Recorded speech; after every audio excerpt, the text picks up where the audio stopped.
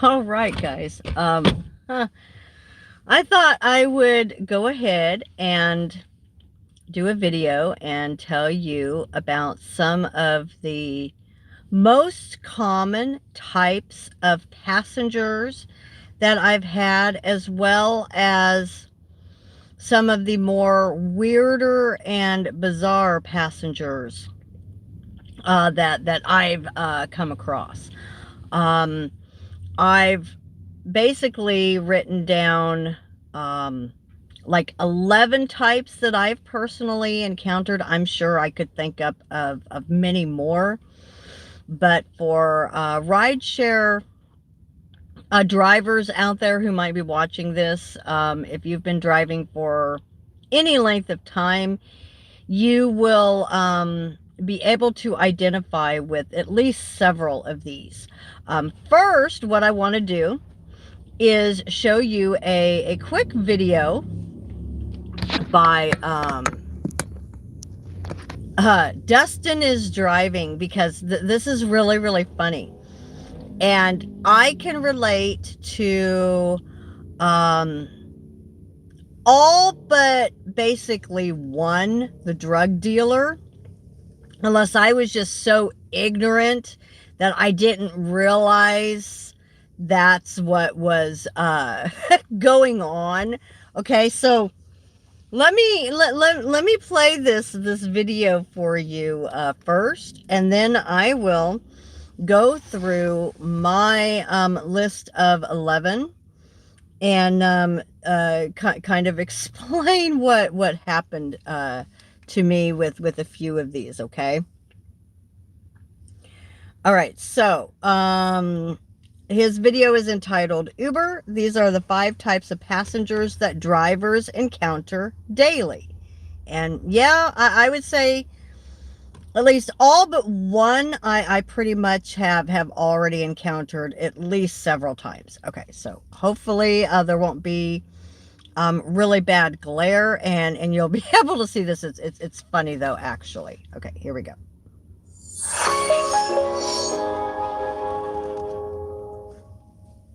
What's going on, all my new, current, and future rideshare drivers and passengers out there? Welcome back to the channel.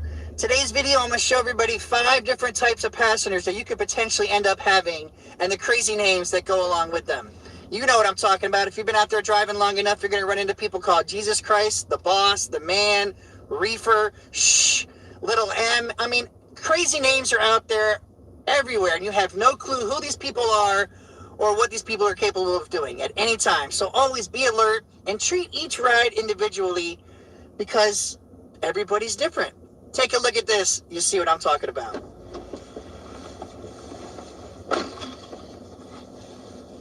Hey, what's going on? Yeah, that's the right address. Oh no, this is quiet mode. I selected quiet mode.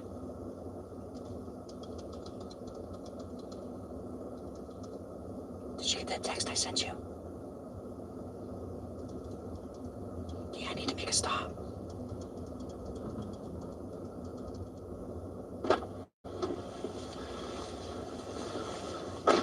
Yo, dude, what's going on, man?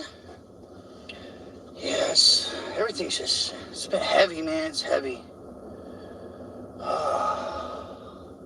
Whoa! Dude, what's going on? You just freaking ran right through that red stop sign. Everyone knows you're supposed to wait for it to turn green. It's gonna make me lose my buzz. Yeah, see what you made me do?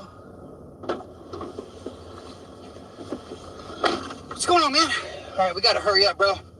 I'm running a little behind. Don't worry about the GPS. I ain't put the address in yet, but it's okay. Don't worry about that. We're just gonna go down here about 4 blocks. Then we're gonna take a left, go about another 2 blocks, take a right, come out to the freeway. Right before the freeway, they wanna go under the underpass. We're gonna do a roundabout and probably this U-turn up here at the next light, okay? Don't worry about it. You got it? All right, we'll go up here and take a right. Dude, I said take a right, not a left. Are you not listening to me at all? Jesus!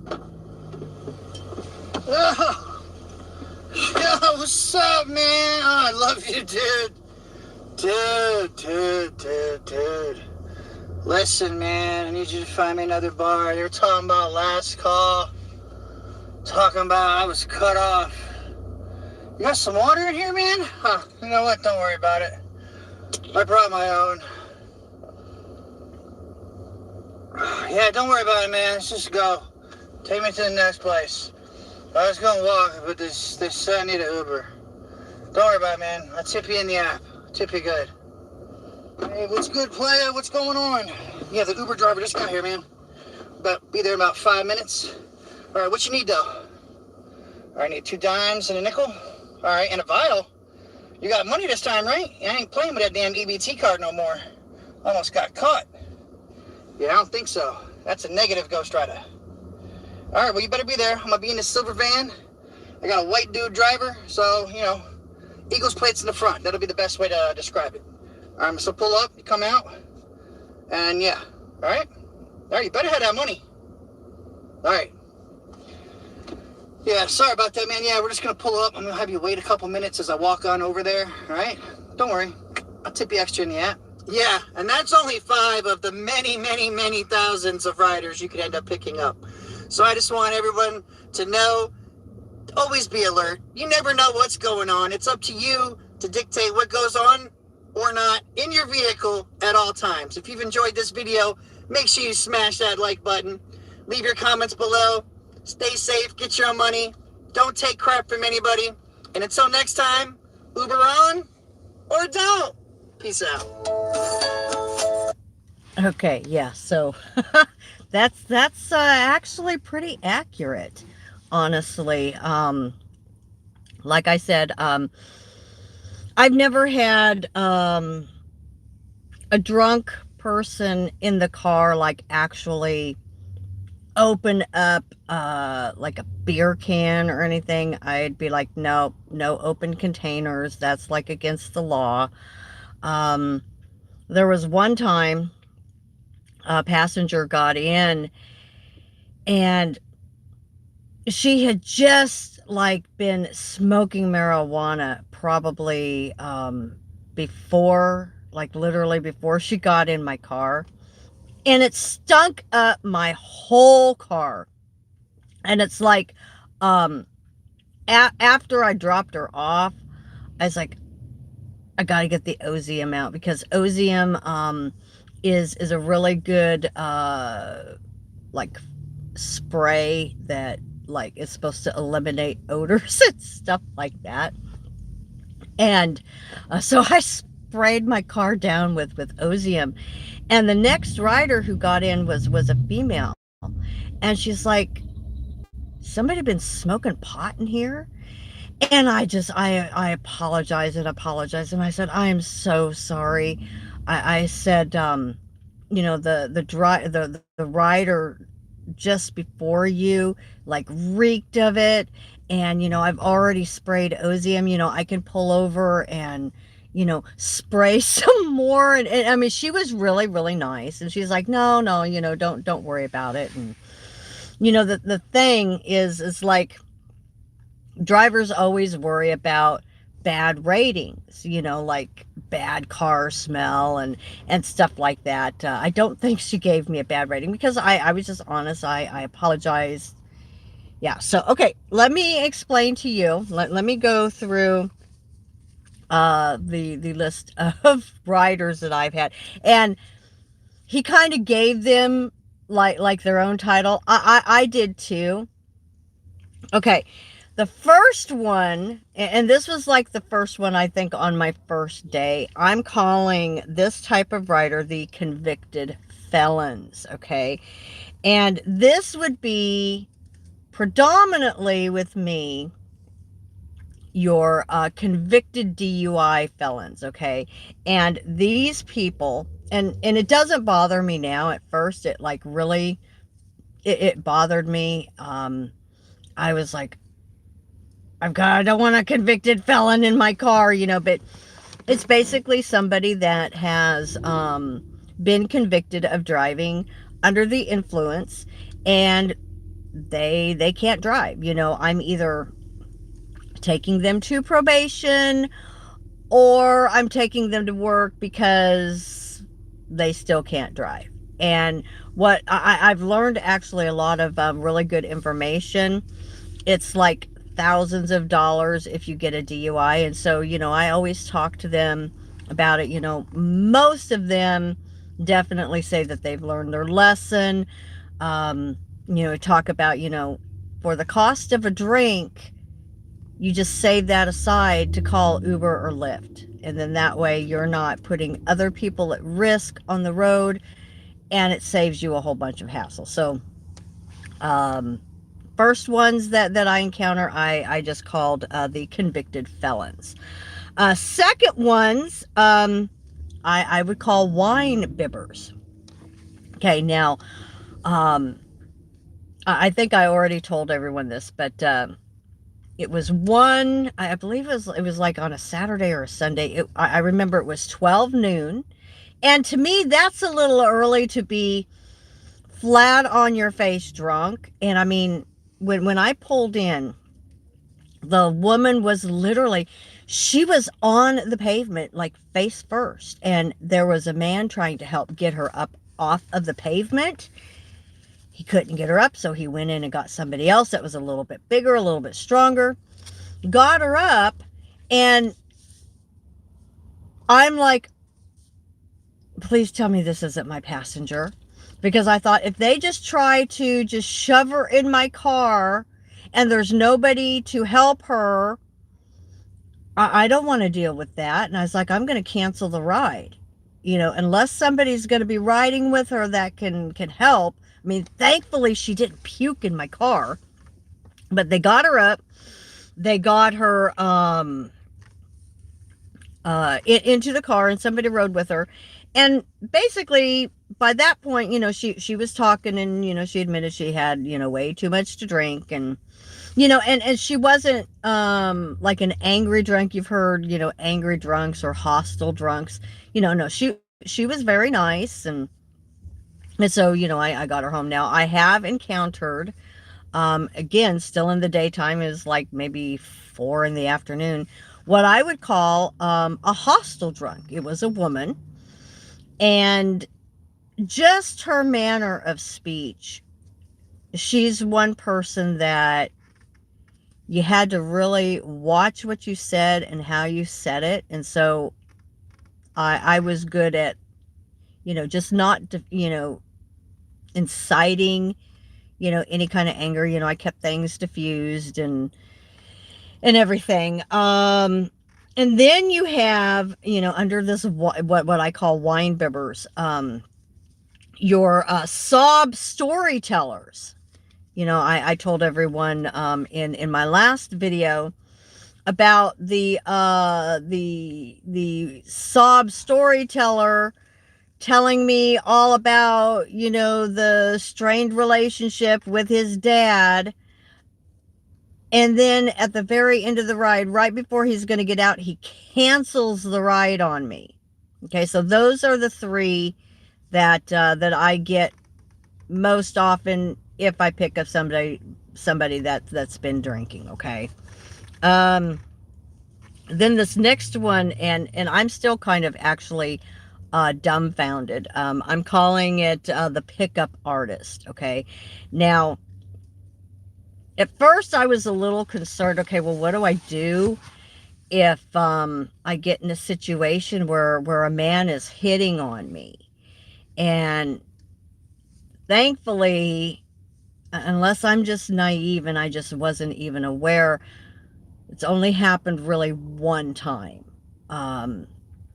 And basically, I don't, he may have already started to drink. No, I don't think so. He got in the car, and, he's going to a new place, been invited for dinner. And, he asked if I could make a stop. And sometimes I will go ahead and do that if it's right on the way, because I'm getting paid per minute that I'm waiting. And so I went ahead and I stopped and wanted to go in and get a bottle of wine to give his hosts and everything. And he was very insistent on getting me something for my trouble. It's like, would you like some water, soda, or something. And most times I will, when this happens, because it does happen every now and then, I will just say, no, thank you, I'm fine, but thank you, I appreciate the offer.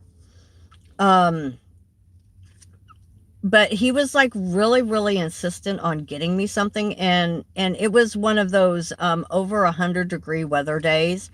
And so I said, well, why don't you get me a cold bottle of water, because the waters that I have in my car, they're warm now, and it's been so hot out, I could really use a bottle of cold water.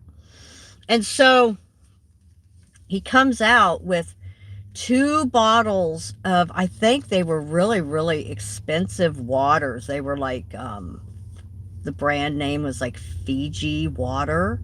So he gave me 2 bottles of the Fiji water, and I thanked him. And I could tell he was getting a little too friendly, because very excitedly he's telling me that he just got divorced. Like he was so proud of the fact that he's divorced and now he's free. And I'm thinking, well, I don't think that's really anything that I'd be like just so excited to blurt out and share with people. I mean, maybe that's just me. I don't know. Um, and he made sure to tell me his age. He's about a decade younger than me. And then we were getting close to his destination. And I'm talking about the GPS, something about like, it says that I'm supposed to turn here. And then he says something to the effect of, I've never been here before. And then he makes this comment, and I don't mean for it to sound crude, but it shocked me so much that, I mean, I still don't know honestly what he meant, but he's like, you just popped my cherry, girl. You just popped my cherry. And I'm thinking to myself, I can't believe he just said that to me. And I mean, I know what that term means, but for a guy to use that term about himself, I mean, I'm thinking, okay, that's like some kind of sexual innuendo, although I didn't inquire, I didn't ask, what did you mean by that? So I kept my mouth shut, and I'm like, okay, there's the house. And then he's like, you've got my number, right? And I said, no. I said, everything goes through the Lyft app, because I think it was Lyft that I was on. And he's like, well, can I have your phone number so that, when we're, when I'm all done, you can come pick me up? And I was like, okay, yeah. If I wasn't sure before that he was hitting on me, I now know he is. And I said, oh no, I'm sorry, we can't do that. It's against policy. We could get deactivated for that. And so he's like, oh, okay, I'll give you, I'll pay cash. I'll give you, $20 cash. And then that's another thing, we're never supposed to take just cash payments. And I'm like, no, I'm sorry, we can't do that. And then at that point, I'm like, just get out of my car, just get out of my car. And thankfully he did, and I took off, and I was just like, oh my gosh, I can't believe he just, said all of that to me. And so that was my encounter with a pickup artist. Thankfully, I haven't had anything worse said or done to me, and knock on wood, nothing else does happen. And this is where I totally put my life in God's hands. I really do. Okay, then I have what's called the backseat drivers. which that was kind of like when Dustin had that guy that was saying, go up to the roundabout, turn left, go under the bridge, blah, blah, blah, blah, blah. Well, what it usually is with me is people that maybe they don't understand that I have GPS and I have the exact route to their destination. But for whatever reason, they'll say, hey, don't follow the GPS because, maybe I've got a shortcut or something, my way is faster and it'll avoid, all the traffic. And usually I'm fine with that. I'm just like, okay, but then, I have the ones that are just talking to me at everything that I'm doing, like I don't know how to drive. That irritates me. That really, really irritates me, but I just, I keep my mouth shut on that. Then I have what's called the Good Samaritans. And that's usually when somebody wants to make an extra stop. Now, I'm going to try to crack down on this because if they put an extra stop in the app, it will tell me that. And I get to the first stop and, I click that I've arrived and it's like all calculated and all of that. But when they say, hey, I want you to, make an extra stop up here, I need to run in and, get this or whatever. I've been more times than not just allowing it, just because I'm nice, I want to go above and beyond. But I think I'm going to say, especially if it's at night when, it's busy or, if I'm picking up people, taking them to a bar or something like that. I want to just get the ride done and over with. I don't want to, be in the car any longer than I have to. So I'm going to tell them, if they say, oh, can you stop up here or whatever? I'm going to say, I can, but you need to put it in the app first. Otherwise I'm just, all I can do is just take you to the destination that you put in the app. So that's the way to handle that, basically. But the other part, why I called it Good Samaritan, is many of them, if I do make an extra stop and I don't require them to, add it to the app or something like that, they will ask me more times than not, hey, can I get you something? One girl said, pack of cigarettes or, water or a soda or something. And there's been a few times, like the pickup artist, I said, just get me a bottle of water. Another time I thought, well, okay, they're willing to buy me something. So I said, give me a candy bar, and they did. But I guess it just depends, I mean, if they're asking, I'm just like, why not? If I need a bottle of water, I'll just say, yeah, I wouldn't mind, you get me a cold bottle of water or something. But, it's up to you if you're a driver, what you want to do with that. I need to be more diligent about making them put the extra stop into their trip. So then everything is calculated and I'm getting paid for the time that I'm taking to make this extra stop. Of course, you get your no-shows. And basically what you want to do with those, whether it's Lyft or Uber, you have to wait basically the 5 minutes. And Lyft usually makes you call the passenger. What I do, I just wait till it connects and then I hang up and then I hit no-show. And then I get, it's straight across the board, $5 with Lyft. Uber is a little bit different. Uber does take a little bit of a cut, but it's, I think my husband figured out that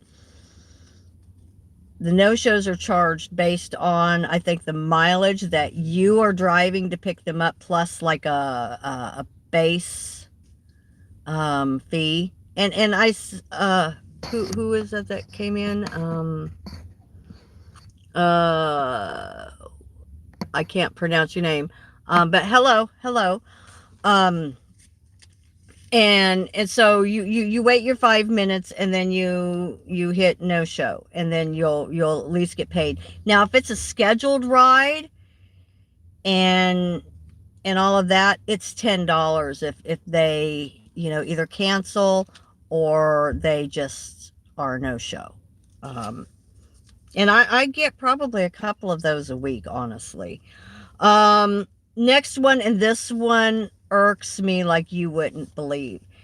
I'm calling them irresponsible parents. It would be allowing your teenagers who are under 18 to use the platform. We're not supposed to take underage minors, okay? Under 18, you're not supposed to take them, okay? But I mean, yeah, I have, I try to stay away from schools. I ask, are you 18? And if they say no, I'm like, I'm sorry, I can't take you.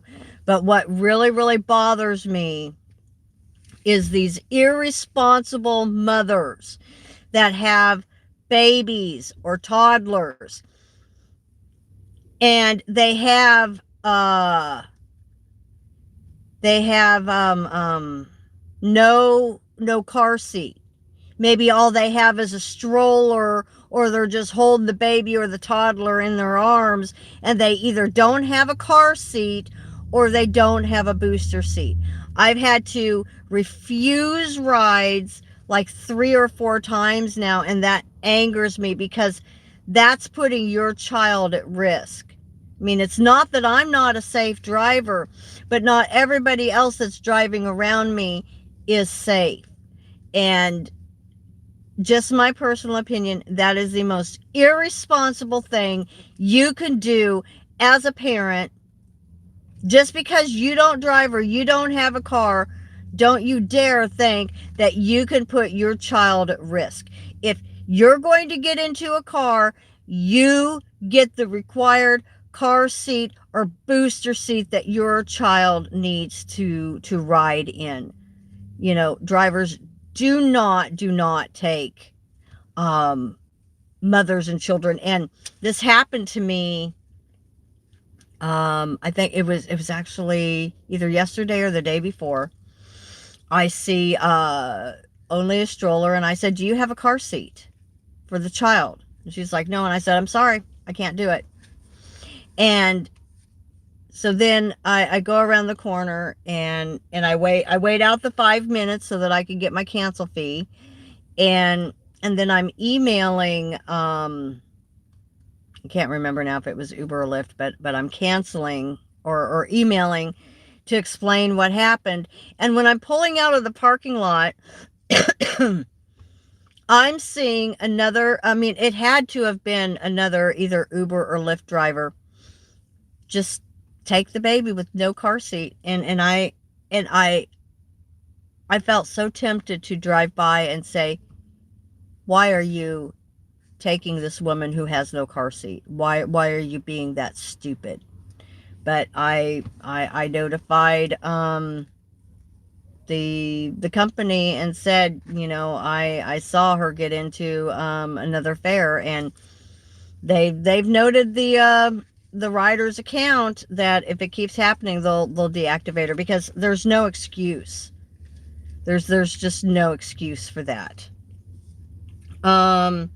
And then, of course, you get what I call chatterboxes, where from the moment they enter your car, they are just nonstop, talk, all the way there. And most of the time, I don't mind that. I've learned a lot of information. Some information I didn't need to know, but I mean, I guess I know it now. So when they're real chatty like that, it makes it not uncomfortable, because what can be uncomfortable is what I call like the silent rider, when you're just riding in silence. And after I'm trying to attempt to make small talk, they're not really engaging me back, then I shut up and just drive, and that can get uncomfortable. So I mean, I actually like the chatterboxes, unless it's just like overly excessive and I'm just like, oh, just, get this right over with, just get out of my car. Um, then I get last two. I get what's called the doctor is in, where I'm the doctor. I'm the therapist giving a free therapy session. And most times I don't mind, if somebody, tells me, about a problem that they're having, maybe their girlfriend or their wife, or, at work or something, and I usually, just the way I am, I'll just give my own personal thoughts. I mean, I try not to be too invasive or too intrusive. But yeah, a lot of drivers, you probably know what I'm talking about. They see you as a therapist, somebody that they can get, free advice, free therapy. And the last one, gender confusion. And that's basically when you have because until you actually get up to the person, all you have is a name. Now, like with Lyft, sometimes you will, I mean, there is the option that they can add their picture. But like with Uber, there's no picture. So all you have is a name. Okay, well, this has happened, a couple of times where I have a female name like Nancy. And I pull up and it's clearly a man, like with a 5 o'clock shadow, and I can't refuse a ride based on, their sexual orientation or their confusion. I mean, that's just how I feel. I'm kind, I'm considerate, I'm polite. So you have that kind of thing that you deal with, the LGBT community. And in any of these rides, the therapy, the sob story, even, the wine bibber, any of these can be interwoven into any of them, basically. And so, yeah, that's like the common types of passengers that I have. And yeah, that's what I do for a living. And I mean, it's good money. I'm not gonna lie and say it's not good money. And I just continue to pray that God use me, that I would be a light, that people would see Jesus through me, because that's my first thing that I think about. Then, of course, I think about, being able to provide for my family and all of that. So, yeah, that's what I wanted to share with you guys. So, got a few more hours to work and then I am heading home. So, all right, guys, you take care.